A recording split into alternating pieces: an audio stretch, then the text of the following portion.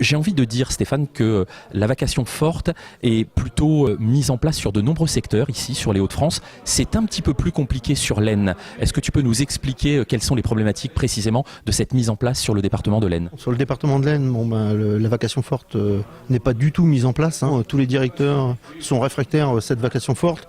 Alors, on nous explique qu'il n'y a pas assez de fonctionnaires.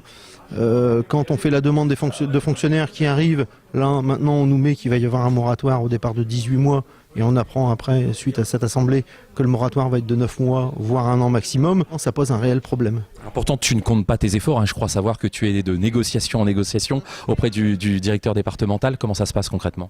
Alors concrètement, c'est vrai qu'on a eu un souci avec le premier directeur départemental. On a claqué la porte du DCT. Maintenant, concernant la nouvelle directrice qui est arrivée, elle nous a effectivement fait comprendre que les négociations allaient pouvoir reprendre. On a remonté un dossier sur un commissariat bien précis, puisqu'on s'était dit que sur un commissariat, on va d'abord le mettre en place, puis après sur le département, le commissariat de l'Ain, et on s'aperçoit qu'effectivement, on a toujours cette même problématique où ils sont réfractaires et ils ne veulent pas le mettre en place. Évidemment, comme les nombreuses équipes unités SGP Police à travers la France, tu ne lâcheras rien sur ce dossier, on s'en doute.